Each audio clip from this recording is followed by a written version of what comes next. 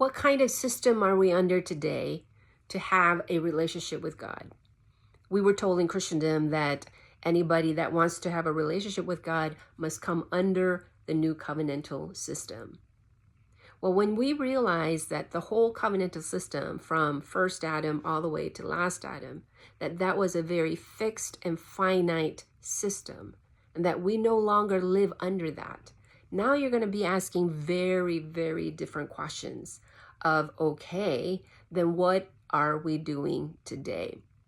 Hi, I'm Merci, mentor, and I am a theologian, a thinker, a teacher, and a trainer, where we are now coming out of indoctrination and into investigation of the scriptures, of church history, of church dogma, and we're realizing many, many, many things that, the church fathers, the reformers, that they didn't know before, because they didn't have access to the ancient Near Eastern cosmology and the view that is presented in the Bible.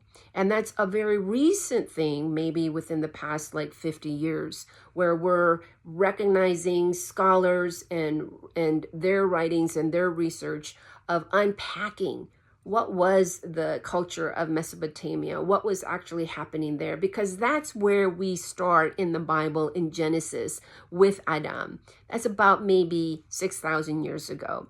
Not 60,000 years ago, right?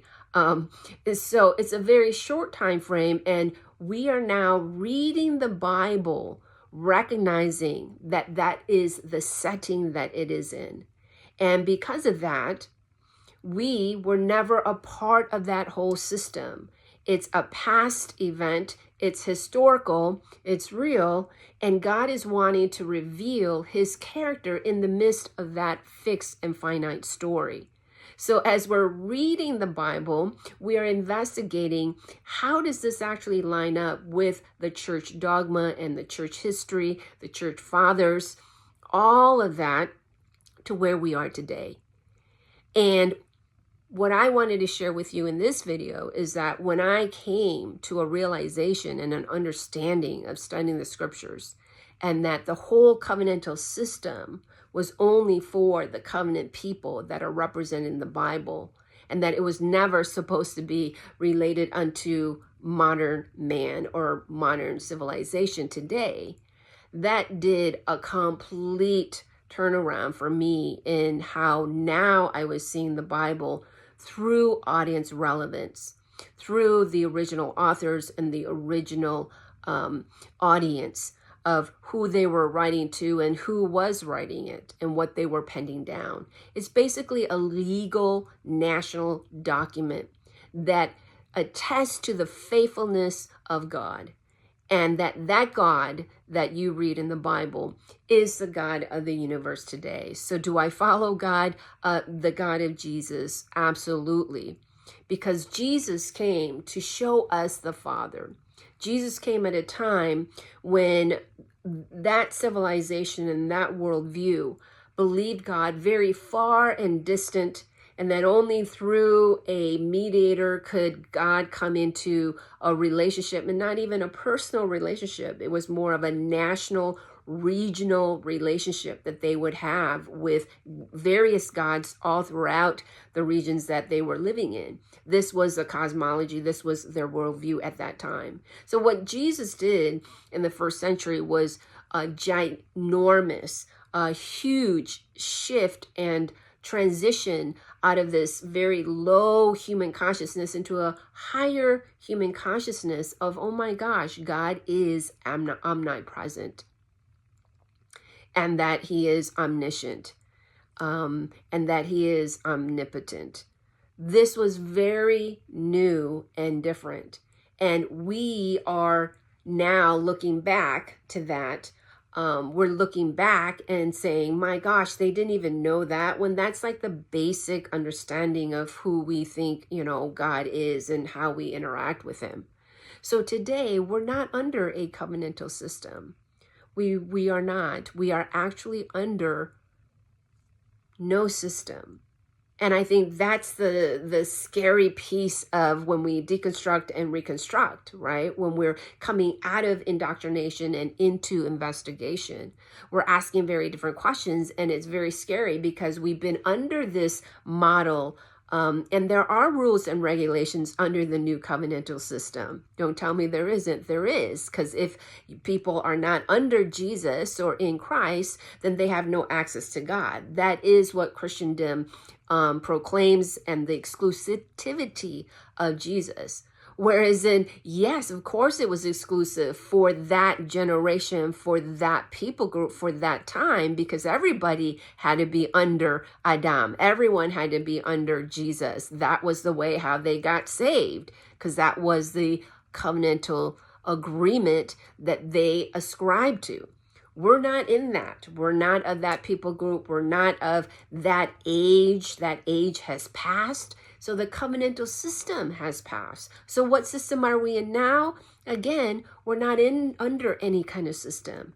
And that is scary for a lot of people, because I think a lot of people come into religion or are seeking after God because they want to be put in a box.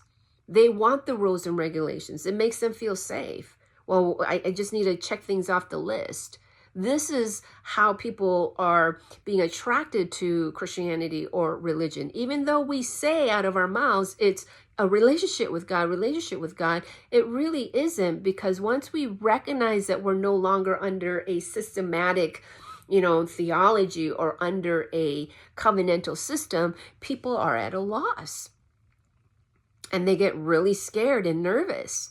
Because then it's like, oh my gosh, then what does this mean? It's everyone's under universalism. Everyone is under grace. They can do whatever they want. And they're asking all the wrong questions. First of all, if you're coming to God and wanting a relationship, you're coming to Him just for the sake of knowing Him. And if you're wanting anything else outside of that, then truly you are pagan. You are pagan. What do I mean by that? Pagan societies was like, oh, I want to believe in this God and that God and this God and this and that because I want a good crop. I want a good marriage. I want a firstborn son. I want. And in order for me to have those things is I better pay homage and sacrifice to all of these gods to get all of that. That's very pagan. Rare is it that people actually come to know God for who He is. And if you know who He is, because you've experienced Him, you know Him, you've spent time with Him, you know that doing life with God is so much better than not knowing God and not doing life without Him. Right? And that's why we seek after Him. And He is truth. He is absolute truth. And those that are life learners and truth seekers, they're way closer to God than any religious affiliation or denominational type of people that are out there. And so we're not under any kind of system. We have been freed of that. We're not under this bondage of rules, regulations, and rituals. But we are now under the presence of God. So, Mercy, are you saying that, we don't need to be born again? That's correct. We don't need to be saved? That's correct. You don't have to be in Christ? That's correct. Then how do we, what you have to do? You just meet with God and say, I want to know you. I want to know you. And all of a sudden, when you begin to realize that God is here, that God was always here, He was never in heaven far away and in a temple or at church or some, sacred site, that He was always here, God with us, always was, is, and will be. That new consciousness is rolling into our time today at a higher level than any other time. And I think it's going to rise even more and more and more, where people are realizing, oh my gosh, heaven is on earth because I know God.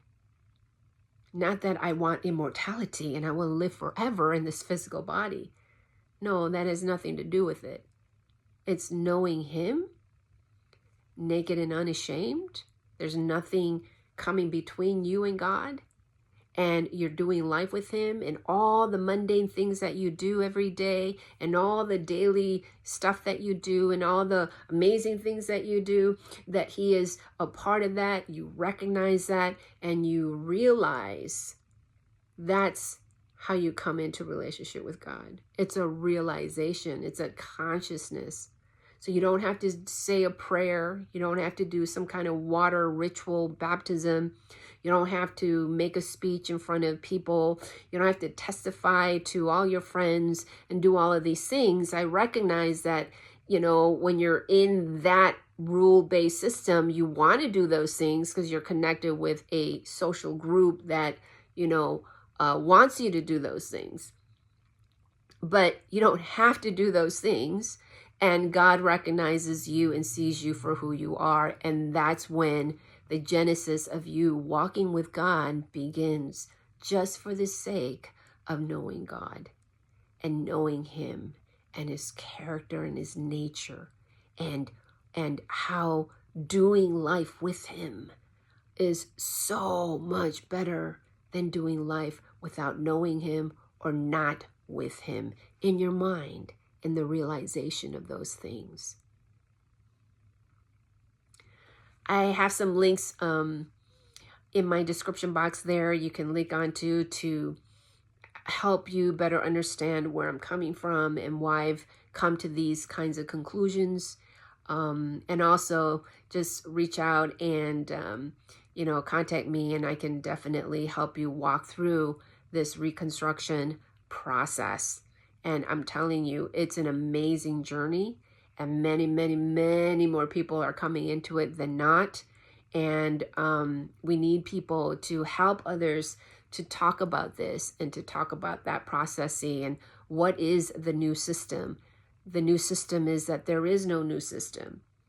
I hope that's good news for you.